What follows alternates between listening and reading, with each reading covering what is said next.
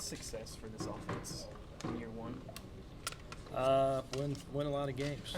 I think our main goal going into every game is to win the game, and that's your mindset, and that's what it has to be. Every game is different. Every game takes on its own environment, and so we want to win every game. Now, is that scoring a bunch of points? That might be, or is that managing the clock and making sure we do whatever it takes to go win? Then it's that. What are the numbers that you really pay attention to, that you really care about when the game's over, you're in a box score? What's the first number that you're looking for? Well, I think the number one thing is turnovers. Turnovers can lose a game in a heartbeat. I went back and looked at a lot of the stats over this past year, and there's a lot of great offensive performances. But at the end of the day, people turn the ball over and they put themselves in bad situations. So we have to take care of the football. The next thing, obviously, is field position. When you're able to put yourself in good field positions, to be able to say, hey, we can make explosive plays. The name of the game is explosive plays. At some point in time, you're going to have to throw the football down there, and you're going to have to come down with it, or you're going to have to hand it to a running back and then go take it to the house. And so, those things stick out to me the most. How do you think the objectives of preseason camp are going to compare to the objectives that you guys had in the spring when you first come in and getting to know these guys a little bit? I think, we have a little better feel of hey, these are the guys, this is where they fit. These are, we're still saying, all right, we think this is our playmakers, but we need to find out who are the guys when we run out on the field that are going to be the 11 guys to start it off. And then who are the guys that are going to be the next ones up when we're rolling players in. We've had several players come in after spring, so we got to be able to plug those guys in, see what they can do. And so we're still working that out, but we feel pretty good about where we're going with it. Coach, one of the most common questions this summer has been, what is Tyson Helton's offense? How would you describe what your offense is? Well, the biggest thing is we do whatever it takes to win. I don't think in today's game you can be one particular thing. I think defenses are going to dictate what you do offensively. You have to be able to put yourselves in positions to win games, and so you're going to see multiple defenses, so you have to be able to attack what you're seeing. The one thing I like about our offense is we're very multiple. We can get under center, we can run the ball. We can spread you out, we can get in the gun, we can throw the ball. At the end of the day, it's not about the offense, it's about the players. The players are the ones that go wins the games. It's not the plays, it's the players. And you have to teach the players, hey, this is what's important about the game, taking care of the football, knowing your situations that you're in, putting yourself in a position to go win the game in the fourth quarter. That's what good football teams do. It's our job as coaches to put our players in positions to go do those things. So to answer the question, hey, what is the offense? The offense is whatever we need to do to go win the game. But we will be multiple. We will be under center. We will be in the gun. We'll do things to put our players in positions to go win. Do you have a bit of a feel for Keller Chris from your time in the Pac-12 at all? I had a chance to play against him several times and see him play and the style of offense that he runs. I had that feel of that, and then he's come this summer and get a chance to watch him work. And looking forward to seeing, those guys compete in the fall and see who the guy's going to be. What have you seen out of maybe him and Madre London as grad transfers coming in here? I tell you what, two guys that, they've been in the fire. They've had a lot of experience, very passionate about wanting to win, very driven. They understand, hey, this is my last chance to try to go out there and do something special. But the thing that stands out most importantly to me is their team players. They're here to win. They're here to do what the team needs to do to win the game. And they're for everybody. And they've been a great addition to our football team. For us, we'll see where that goes as far as when they play, how much they play, what their experiences are going to be here. But I think they've brought a maturity to the team that we really appreciate. Tyson, have you changed or evolved much as a coordinator since you were at Western Kentucky a few years ago?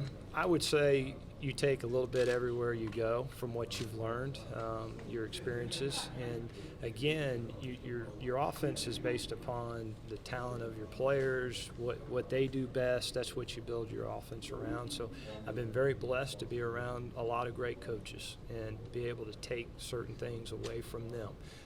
I'm really blessed now to be with a great head football coach. You know, everybody talks about Coach Pruitt being a great defensive coach. He's a great all-around coach. Just over the 8 months that we've had a chance to sit down and talk football about what's important about offensive football, what we need to do, how we need to attack people, he brings a lot to the table in that area. So it's a combination of everything. And again, I think you take all those experiences and then you try to apply it here, but you do what your players can do. Can you think of something that Coach Pruitt has told you about the offense that maybe enlightened you or otherwise made you think maybe outside the box or something, anything specific? Well, the first thing, which I already said, is take care of the football. You know, that's the number one thing. We'll work on that extremely hard in fall camp. But he's a guy that says, hey, you have to be aggressive. You have to be able to attack people. You know, you also need to understand the situations that you're in. There's times that you say, hey, we got to run the clock. We got to bleed the cock. We got to pound the football. So he understands all those situations. So I think sometimes people say, well, a defensive coach wants you to, you know, go run the football and bleed the clock and go win the game 10-3. That's not his style. His style is, hey, do what's best to put the team in a situation to go win games. And that's what he's brought to the table for us. When it comes time of deciding who to start a quarterback, Coach Pruitt said he hopes the players decide it, but would that be a conversation between you and him then of who you want to run that? Well, at the end of the day, that's coach's decision. You know, that's why he's the head football coach. But we'll sit down as a staff. He'll ask everybody's opinions about, hey, what do you think? I think he does a great job again of that, of taking information from everybody, different perspectives. He and I, at some point in time, will sit down. He'll say, all right, Tyson, what do you think? At the end of the day, he'll make that decision. We'll all be on board with it, and then we'll go from there. What are you looking for out of your quarterback? Again, I just think it's a guy that, hey, you got to manage the offense. You know, that's the number one thing. I think there's a lot of football players in college football today that they don't know who eligible receivers are, who are on and off the ball. You know, all they know is, hey, I'm looking over here and I'm throwing it, or I'm snapping it, handing it to this guy. So you have to understand the game. You have to be able to manage the game, take care of the football. At some point in time, you have to make a big play. And we don't care how you do it. I've had quarterbacks that, you know, they might have thrown ducks out there, but for some reason the guys caught it and they made plays with it. They just had a factor that when they were in the game, good things happened. So you have to test for that too. So we look for all those things, and at the end of the day, we're going to do whoever can move the football team, take care of the ball, and manage the offense. Coach Helton, do you feel like your offensive line can be vastly different than what you saw in the spring with the arrival of Brandon, you know, and obviously Trey's situation? How different do you think you can be up front than what you thought you were maybe in the spring? I think it's a growing process. I think we've added depth. I think Coach has done a great job of roster management. You know, we've added some older guys. We've moved some guys around that might have been D linemen, tried them out at O-line, so added some depth there. So that's the number one thing, is to have depth in your offensive line. Sometimes when you get in spring, you're limited with your depth. There's only so many guys. So it's going to limit what you can do. It's going to limit their performance. You know, I think we're a healthy football team. I think we'll continue to add people in that area. We're going to do what we need to do, again, to win the game. But our offensive line, at the end of the day, in this conference, they're going to have to be able to dominate the line of scrimmage. They're going to have to be able to move people off the ball. They're going to have to be able to protect the quarterback. They're the reason why you get it done on offense. They understand that, and I love the group that we have. I think they're very passionate about winning. I think Coach Friend does an unbelievable job. I think they will continue to grow and get better and better from the start of the season to the end of the season. With Trey, what will determine whether he plays guard or tackle? Will it be more based on what he does best, or will it be more based on where the line needs him? It will be based upon need. Coach Friend does a tremendous job of putting players in every spot. So you move guys around. At some point in time, you got to say, hey, let's get some consistency there and play this guy in a certain area. But guys get cross-trained all the time, and so depending upon where we are throughout the season, that would dictate where guys play. Not only for Trey, just the O-line in general. What did you see from Garantano this spring, and what was kind of the biggest emphasis for him this offseason trying to win that job? I see a guy that, he has a live arm. He's a guy that is very athletic. He's a guy that really wants to be the starting quarterback here. He's passionate about wanting to be the guy for University of Tennessee. I think he's grown as a player from the time we've gotten here to today. Now, fall camp's he's going to continue to grow in that area. But really like what I've seen out of him. I think we can win with him as well as all the other players. You look at Will McBride and what he brings to the table, or J.T. Shrout and what he brings to the table. A lot of people want to talk about maybe one or two guys. It's a four-man competition, and let the best man win. How will play calling, how will that process work for you guys? Will that sort of fall squarely on your shoulders? What does that look like? Well, it's a combination. I'll handle the brunt of the play calling, obviously, but Coach Friend and I have a great relationship. He's been an offensive coordinator. He does a great job. So throughout the game planning of the week, we'll know what we need to call, but he'll offer his input there as well. I think we have a tremendous offensive staff, of guys that have been in a lot of fires, that have a lot of experience. You look at Chris Winkie, he's a great offensive mind as well, so I'll look for his input. So it's really a combination. The brunt will be on me.